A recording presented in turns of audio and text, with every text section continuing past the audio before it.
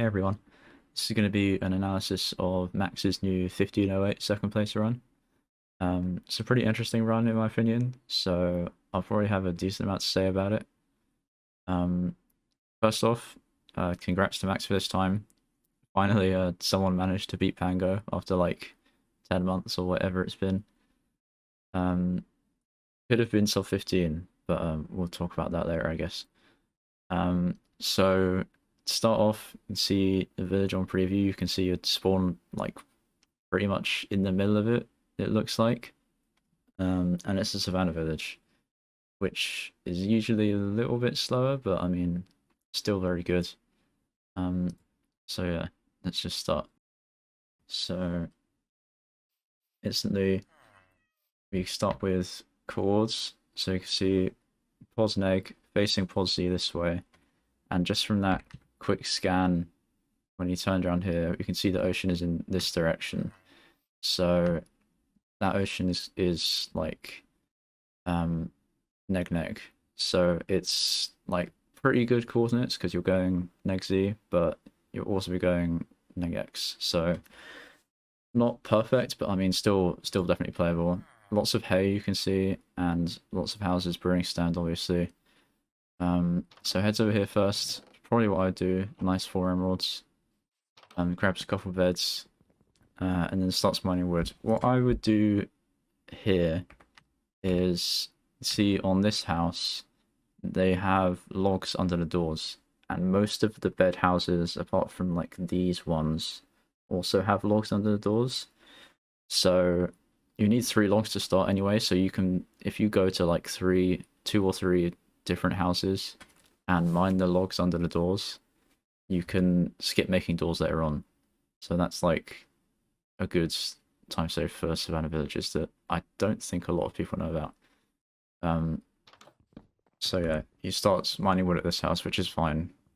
It's like barely a time save really, but it's still pretty cool. So yeah, here I think, if I remember correctly, yeah, it makes a pickaxe first, which I guess is just being used to playing Plains Villages, where you can mine the cobble on the houses. Which is fine, I guess, but I mean, you should know that you're playing a Savannah Village. It doesn't go for shields. I don't know why people don't play shields still. I don't know. Shield is good. You should play shields. It saves time. I don't know. But yeah, gets a nice free bucket. Um, Goes over to that house, but then goes back here because remember there's a brewing stand, which is good. Then starts mining hay. In a savannah village, I usually like craft a composter when I'm crafting my first tools, because usually there isn't one. Oh, actually, here, micro time save, you can just hotkey that and then middle click instead of getting it out of your inventory. I mean, that's like the microest of micro time saves, but you know, like thinking of everything, I guess. But yeah, in a savannah village, there usually isn't a composter. So unless I see one like in my first scan of the village, I'll just make one when I get my first tools. Just so it's, you know, simpler routing, I guess. You don't have to go to another house to mine more wood later on. Also here, you can see in the distance this shipwreck, which I think is the first shipwreck he goes to, I'm not sure. I don't know if you noticed that, but I mean, that's just a good indication of where the ship regions are for later on. And also here, you probably scan the villagers as well. I know he goes to get this villager, which is the best play. Unless there's one hidden behind this house that you can't see, but I don't think there is. So yeah, this guy's definitely the best villager to hostage, closest to the ocean. So yeah, also I think he...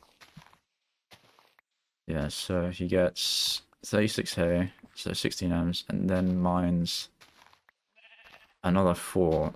4 is kind of too many in my opinion. That'll give him like 13 bread, which is kind of a lot for a top 1.15 run. Here, he punches this guy into this cave, which is a bit annoying. it's kind. I mean, it's a mistake, but I mean, he kind of just didn't see it. So I mean, I'll let him off, I guess. Um, then goes to grab a couple more beds and trades the hay as well. It's kind of like an okay village split. I wouldn't say it's played well, but I wouldn't say it's played badly.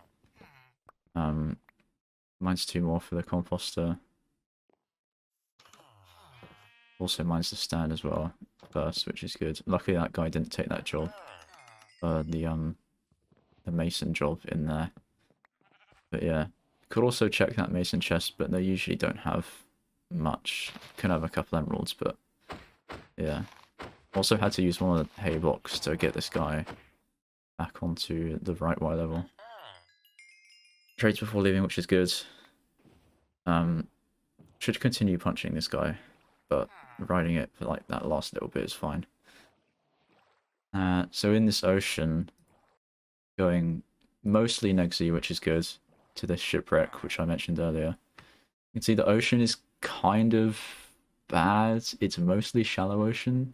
It looks like a little bit deep over here, which is like good, I guess, because that's where you're going. But I mean, you want this all to be deep ocean, really, and there to be a monument right here, but there isn't. I'd probably play this out a little bit more because you can see the ocean is still going here. There could be a monument here, and then it kind of gets a bit more shallow. I don't know how long I'd play this out for. Once I see like it's mostly shallow ocean, I usually just reset. I'm not sure I would have played this seed. I mean, I don't think Max was going for like world record hostages on the axe seeds when he played this run, so it's fine, I guess. Good here that he didn't make his tools immediately when he got this ship, because he doesn't have enough iron. Well, actually, he did have a free bucket, so he does. But usually, you wouldn't have a free bucket, and you wouldn't be able to make like everything you wanted here. So you can just save it until you get more, especially because you don't see a monument already. Also doesn't have his axe in his hotbar now, which is a bit weird. But I mean, it's fine, I guess. So yeah, following Negsy, going to the next ship region directly along here. Ocean is getting worse and worse. I definitely would have reset by now because this ocean looks really bad. The terrain on either side is closing in, and it looks like it could just like stop at any moment, and it's pretty much all shallow. So yeah, this ocean is really not good. Good emerald rates though. He could have crafted his tools here, but I mean, he's probably thinking Nether first, and he can just craft tools when he goes down to Magma Ravine, which is fine. So yeah, this ocean now, I mean, like, this is... I know it's already been, like, almost 5 minutes, so he's kind of committed, but terrain on both sides closing in, shallow here, it looks like it's just going to stop right here. I would definitely have reset this already. I mean, I'm definitely, like, probably the person who resets the harshest on, like, quality of ocean, but, you know, that's just what I think. A 5-minute lag there. Bit annoying, but whatever. Here, he looks to the right side of the shipwreck first. I don't know if he was thinking that the chest would be on the right side, and then spotted it was on the left, but he should know that the chest is on the left side there. There's also a trick for looting these types of shipwrecks where instead of swimming inside, you can just swim to like this block on the outside and then look through the gap, so you don't have to swim into the ship. There's a video that Pango made with a few tricks like that, for different types of ships like this. I'll probably link it in the description. So yeah, now he has like, he's already traded 10 and he has 28 emeralds. To be honest, I don't really... I mean, this ship was directly on his path, so it's fine, I guess, but I don't really know why he looted this ship, because he had enough iron and he had enough emeralds. More than enough emeralds. He was going to get like 14 pearls or something, so I don't know. Looting the ship, it was a quick loot, because it was directly on his path and it was high Y level. But you just didn't need to loot that because you already have everything.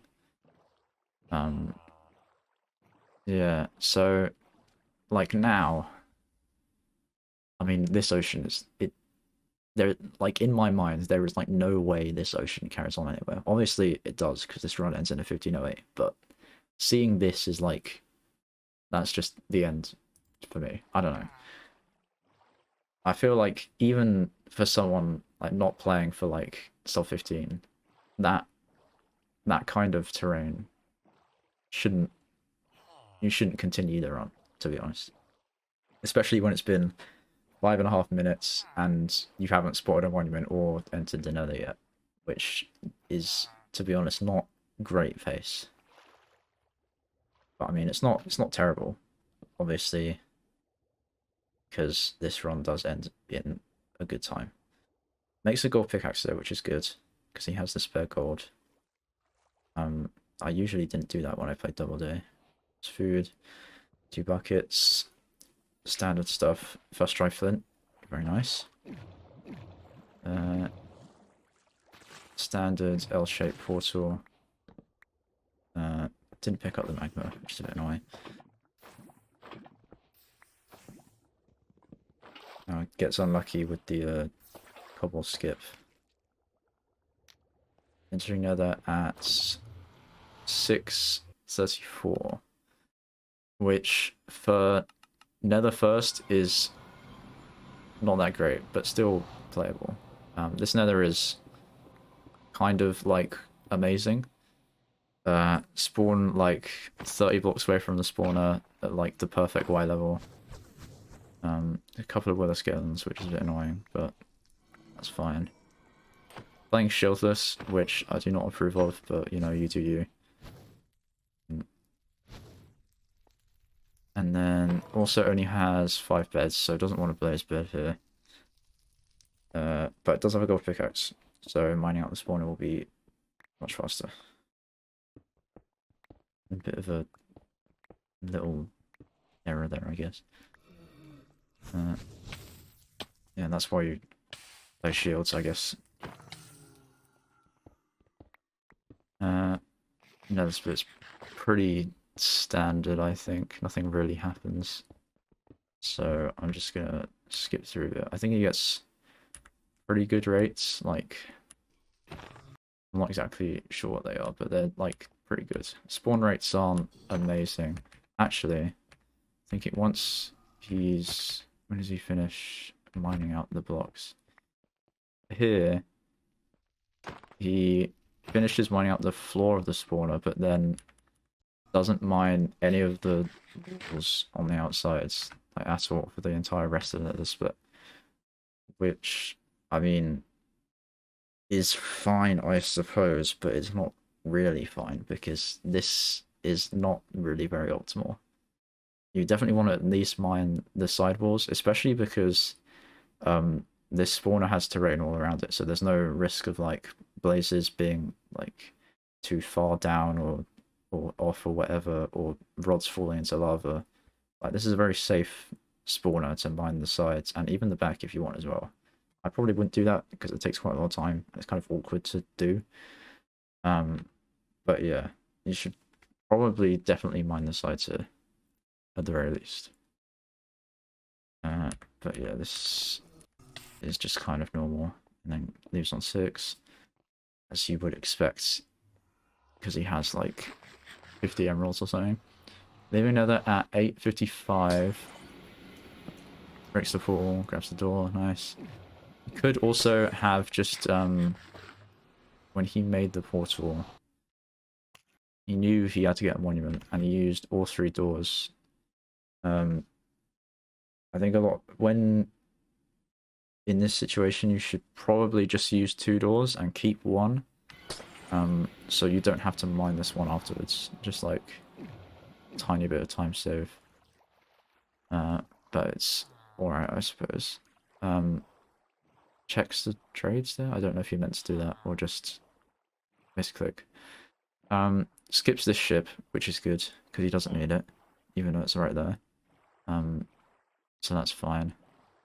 Then, like, miraculously, this ocean opens up, and then there's a monument like right here, which is kind of insane, to be honest. I don't really know how that's possible, but I suppose it is. It's going to be pretty awkward though, because he's like a couple hundred blocks away, and it's like 9:30 already, so he's going to have to make a decision between sleeping before the monument and like waiting a little bit, or looting the monument first and then sleeping. Um, for like world records, double day limit type runs, you probably want to wait to sleep first, especially because, well, here, I mean, let's see, when does the monument come in? So here, so it's 10:10, so you only have to wait like maybe 15 seconds, which isn't that bad compared to waiting, I don't know, like another, he's probably gonna sleep, I don't know when exactly, but maybe like close to 11 minutes, and then having to wait an additional like 30 seconds on top of double day limit pace is because you didn't sleep at like 10:30. But yeah, also this monument roosting. I don't know if you meant to do this, but this is not the correct block to mine. You want to mine the one to the left of it. You want to mine on this one. So then you're not on this sea lantern block, you're on this block. So you don't have to mine this block to get out later as well. I don't know if you meant to do that. Like sometimes I just misplaced the door as well. But yeah, that's fine. Apart from that. Here, yeah, needs to sleep as soon as possible. I think yeah, he trades first. I mean, it's fine, I suppose, but I would sleep first so I could, just, you know, save as much time on that as possible. Here, trades lapis, and then I don't know what that was about. I guess pearls. And then, oh, he's building a eye platform. This is, I don't know, this is just a thing with me, and I think Corner does this as well now, where I really don't like people doing accurate eye throws in the ocean, especially when it's like you're playing for Ocean Exposed. You, I do it where you just throw the eye and then measure it inaccurately. You just get like a rough angle, then use the alternate standard deviation feature on Ninbot. Because I mean you're playing for Ocean Exposed, you don't want to have to waste time because I mean, let's say here he gets in the boat and throws his eye, what, like 11:10, and then he quickly measures it and is like boating away like now at 11:15. But instead he measures this eye accurately, and obviously, I mean, these offsets are a bit crazy, but you know, that's to be expected on a good run. Now boating away, but not boating away because he has to grab this eye. So he's boating away like 12, 13 seconds later than if he just did an inaccurate measurement, which here, obviously he would have just seen the Stronghold as soon as he upped his render distance, so that would have just saved time, except for the fact that he has to wait for trading anyway, so it doesn't really matter in this situation, but in some situations it would matter, especially in like Hostage Insomniac or Insomniac runs where you don't need to trade on a second day. Also already has 9 eyes because he has like an insane amount of emeralds, so is gonna only need to do a single restock for the second day. It's a 1 eye, so obviously can't enter right now. If it was a 3 eye, this run would have been pretty insane. But yeah, building up for the docking platform. I don't know why he's using all of these like different blocks when he could just use the nether bricks. I don't know. Doesn't really matter. He's got plenty of time until. Oh yeah, what time did he sleep exactly? So 10:50 10:55. So restock should be at 12:35. So this, I'm not really a fan of like this docking setup where you put the stand and then put the villager above it. I mean, it works fine, but sometimes like it can be kind of annoying to get the villager in the right place. And then also for runs like this, well, actually this run it would be fine because he did trades on the first day during work hours. So there's no risk of job lock bug here. But if this was a run where he had done first day trades outside of work hours, doing this would mean he would have to wait here and then go above the stand after 12:35. And then sometimes what happens is the villager sometimes can like see that there's a job block here or something, and then we'll try to work immediately at the start of second day, and then when you position it above the stand, you'll have to wait another 15 seconds to get the first restock. This happened to quite a lot of my runs as well when you use docking setups like this, or the one where you put the stands in like the first level of water and then the boat next to it. Here though, because he did trades first day during work hours, he could just put the villager above the stand like right now. But I think he probably didn't know that. So waiting until 12:30. Okay, 12:40. Okay, that's a bit late. You could have. I would have done it maybe like 12:37, 38, just to account for a little bit of error. Had to move it a couple of times. So yeah, now he's having to wait here because the guy has already tried to work once on this day already. So he has to wait another 15 seconds. So if he had positioned the guy above the stand first before the work hours started, he'd have this first restock at like 12:38 probably. And this probably would have been a sub 13 indenter. I mean, you know, we probably just didn't know about that, but yeah, it's kind of unfortunate. So only has to get one restock. 13:08 indenter. Doesn't use his pearl to get to the main end island, which I usually prefer doing just for like the chance of an insta perch and getting set up as soon as possible. Especially here because he had to bridge a bit as well, so it takes him quite a while to get to the center of the island. But yeah, mine's like 2 blocks here. I'm not really sure why, because he already has blocks in his hotbar to like build up here. So yeah, because he didn't pearl, he's kind of missed the chance to get an insta perch now. So yeah, I usually prefer using the pearl just to get to the thing quicker and then kill an enderman if I have to get another pearl. Very open end island though, very good terrain.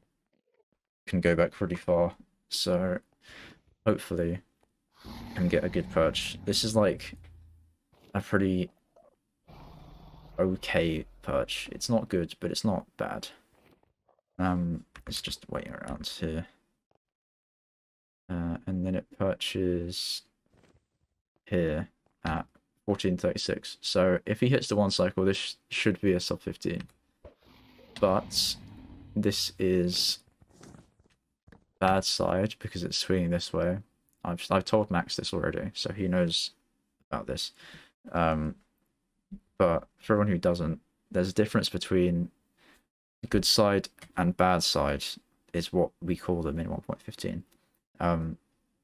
It's kind of hard to explain, but basically the dragon if you look at the hitboxes, just so it's easier to explain, the dragon here is like swinging its head around this side of the fountain like this, right?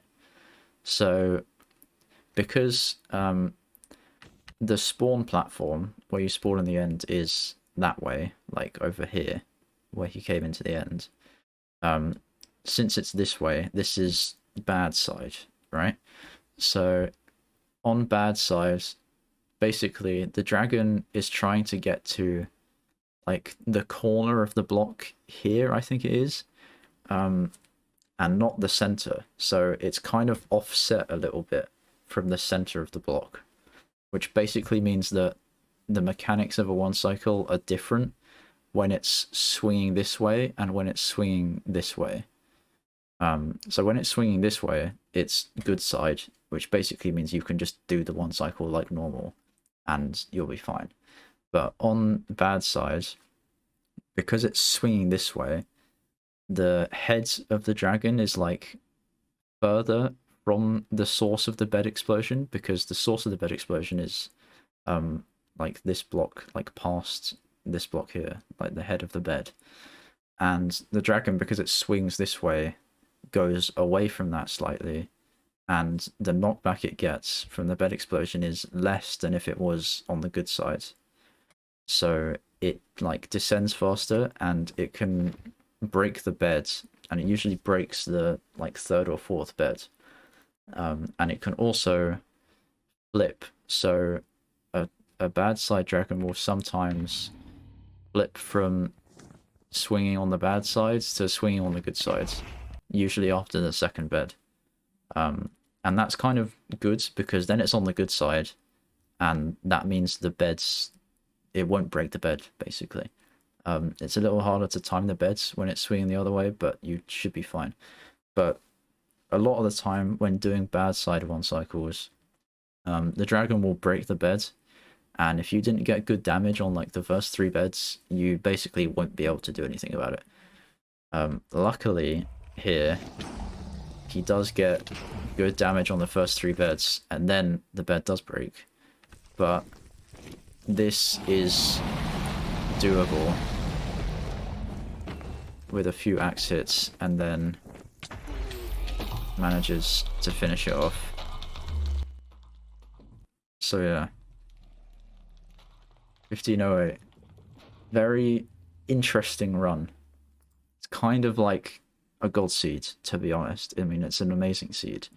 The only like issue, I guess, with the seed is that you approach the monument at like a bad time, so you don't. So it's like kind of awkward to play RSG, where you don't really know when you should sleep. Should you sleep before or after the monument? I suppose I mean it depends on like how you play the village and stuff, but in this run at least, that was kind of an awkward decision. And I mean, I don't blame Max for sleeping after the monument, because I mean, it's probably what most people would do unless they're playing for world record. But yeah. So this, actually let's go back here because I want to talk about this because it's kind of funny. So let's say if this bed didn't break, for example, which I mean is known to happen occasionally, where the dragon doesn't break the 3rd or 4th bed, then he would have hit this and then a +1, hopefully, and then ended probably with a sub 15, maybe. It's kind of hard to tell. It probably would have been like a 1459. But yeah, so it's kind of annoying, but I mean, I don't really care because it saves me $50. But yeah, there is like a strat that I've told Max about as well to do bad side 1 cycles, and it's basically just you do a bad side 1 cycle, so it's swinging this way, but you stand on the opposite side, so you stand on the good side, but it's swinging on the bad side, and then that way the beds are placed in the opposite direction, and so the head of the bed is now here, and that's closer to where the dragon is swinging. and so that they do more knockback, and so it won't break the beds anymore. Doing that is kind of, it's more difficult though. It's harder to like time the beds, and they do slightly less damage. It's still possible to like 4-bed. I've 4-bedded a couple of times like that. I've never got a 3+1. I don't think anyone has, as far as I'm aware. But yeah, if you would do that though, you probably would have to 5-bed instead of 4+1. So if you get, I mean, the exact same perch time, you would have to spend like another second on the 5th bed, and so it'd probably be like a 15 flat if he knew that strat for bad side, which I don't know if that's really better or worse. Like 15 flat is pretty, I mean, it's faster, but I mean, actually, to be fair, 15 flat is double day world record, so I probably would take that over a 1508. But yeah, I don't know if Max has practiced that now, but I hope he has, because it's kind of important. At least I think so. But yeah, overall, I'd say it's like a pretty good run. There's not really many like big mistakes. There's no like terrible misplays. There's a couple like small things that I do differently. Well, there's quite a few small things that I do differently, but nothing that's like lost like 30 seconds all in one go. Apart from like the sleeping thing, but that's not really a mistake. But yeah, it's just kind of small, like very small time losses that add up, and then sort of being unlucky with the monument positioning. But yeah, overall it's a pretty good run. I would be pretty happy if I got this run. I don't think I'd be like, I don't think it's perfect, but I mean no run is perfect really. So yeah, again, congrats to Max for his time. I know he also got a 15-16 like a week later or something, which is pretty crazy.